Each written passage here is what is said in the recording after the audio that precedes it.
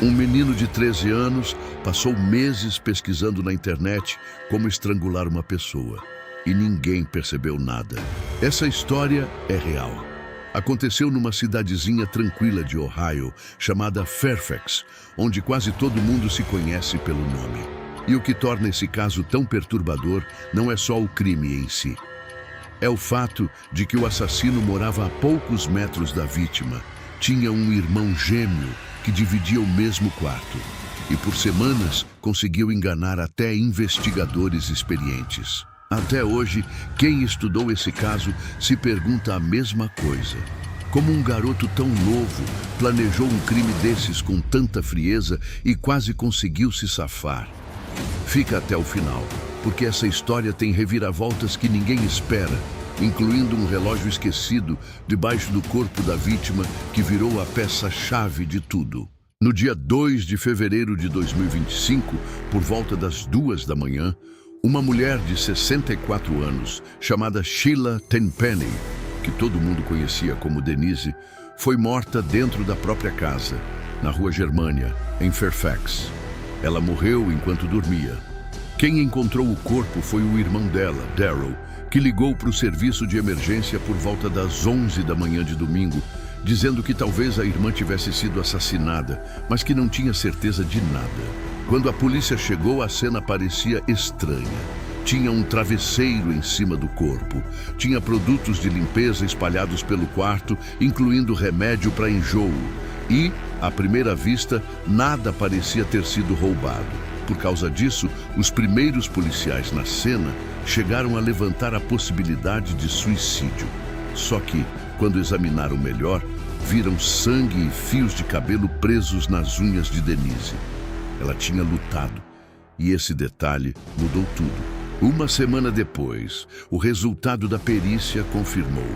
Denise tinha sofrido um trauma na cabeça e no pescoço, e depois foi estrangulada.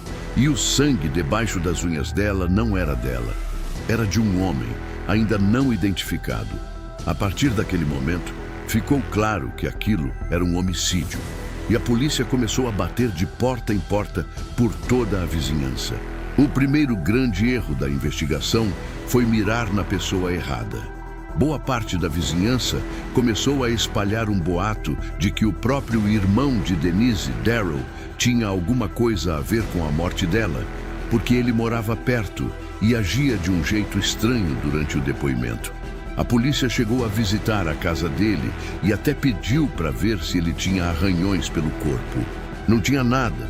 Enquanto isso, o verdadeiro assassino continuava andando livre e mais confiante a cada dia que passava, porque via que os investigadores estavam olhando para o lado errado.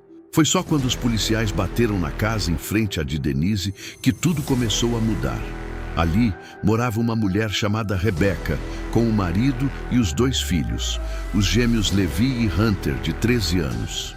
Rebecca contou aos investigadores que no domingo de manhã precisou levar Levi correndo para a emergência, porque ele tinha sido arranhado no rosto pelo gato da família durante a madrugada enquanto dormia. Um arranhão tão profundo que precisou de 5 pontos no nariz. Só que tinha um detalhe que não batia. O gato da casa, chamado Marshmallow, tinha unhas pequenas demais para causar ferimentos daquele tamanho. E quando os detetives conversaram com Levi separadamente, ele explicou o machucado de um outro jeito. Disse que tinha escorregado no banho de madrugada e batido a cabeça na mangueira do chuveiro, porque não quis usar a cadeira de banho para não fazer barulho e acordar ninguém. Levi tem paralisia cerebral e, por causa disso, tem dificuldade para ficar muito tempo em pé sem se cansar ou cair. Só que agora ele estava contando 2 versões diferentes para o mesmo machucado. Uma para o gato, outra para o escorregão. E os 2 relatos não se encaixavam.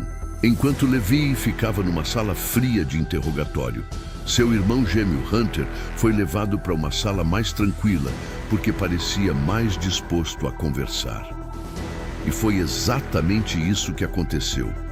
Hunter, sem que ninguém pedisse, começou a falar sobre os arranhões do irmão, dizendo que aquilo parecia uma coincidência grande demais. ele insistia que não acreditava que o irmão fosse capaz de fazer algo assim. Mas, ao mesmo tempo, ia soltando cada vez mais detalhes que apontavam justamente para ele. Foi Hunter quem, sem perceber, confirmou a peça mais importante de todo o caso.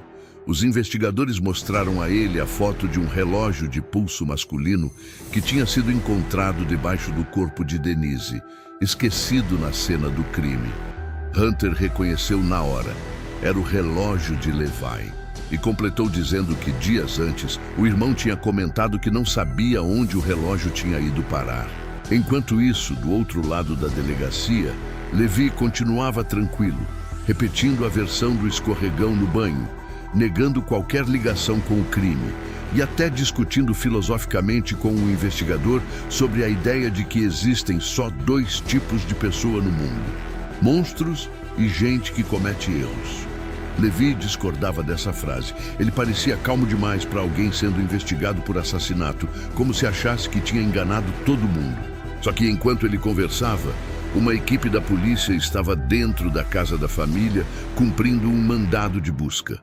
E o que encontraram no quarto de Levi mudou tudo. Um diário com escritos violentos, falando repetidamente sobre vontade de matar alguém. Material salvo sobre assassinos em série famosos, principalmente Ted Bundy. Uma camisa manchada com o sangue de Denise. E luvas parecidas com as usadas na cena do crime.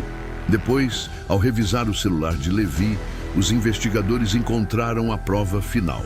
Um dia depois do assassinato, ele tinha postado nas redes sociais a frase: "Essa aqui foi lutadora". E olhando para o histórico de busca dos meses anteriores, encontraram pesquisas sobre como estrangular alguém, como escolher a vítima perfeita e como enganar um interrogatório policial. Com o diário, a camisa de sangue, o relógio, as luvas e o histórico de pesquisas, os investigadores tinham prova mais que suficiente, mesmo sem uma confissão direta. Levi nunca admitiu o crime durante aquele interrogatório. Ele manteve a versão do escorregão até o fim, mesmo sabendo que a mãe já estava do lado de fora, brigando por um advogado. O pai dos gêmeos foi chamado para conversar com os investigadores.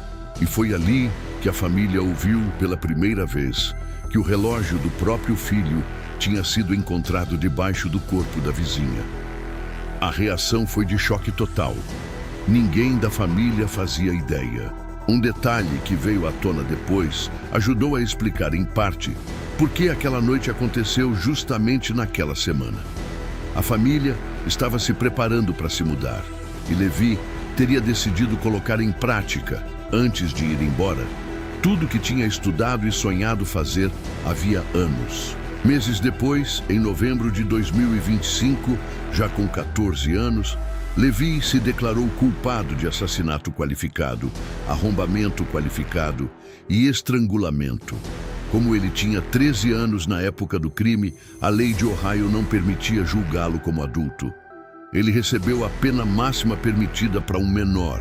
Vai ficar detido no sistema juvenil até completar 21 anos, o que deve acontecer por volta de 2033. Na audiência, o investigador responsável pelo caso fez um alerta direto para o tribunal. Disse que foi um erro de Levi ter sido pego, um golpe de sorte da investigação, mas que a grande dúvida agora era se ele realmente ia aprender com esse erro ou se ia cometer o mesmo tipo de coisa de novo no futuro. Para a família de Denise, a sentença nunca vai parecer justiça de verdade. Pela lei, Levi não pode ficar preso além dos 21 anos. Então, um dia, ele vai sair. E foi exatamente essa possibilidade que mais assustou os investigadores, que passaram meses reconstruindo cada detalhe desse caso. A ideia de que Denise não tenha sido o fim da violência dele, mas só o começo do que ele é capaz de fazer. O que mais impressiona nesse caso não é só a idade do assassino. É o quanto ele quase conseguiu se safar usando uma versão inventada sobre um gato, colocando a suspeita em cima do irmão da própria vítima e mantendo a calma durante um interrogatório real de polícia. E o mais perturbador de tudo, ele tinha um irmão gêmeo, criado na mesma casa, com os mesmos pais, que nunca cruzou aquela linha. Se você quer ver outro caso onde um detalhe pequeno, quase esquecido, foi o que resolveu tudo, assiste o próximo vídeo que já está na tela.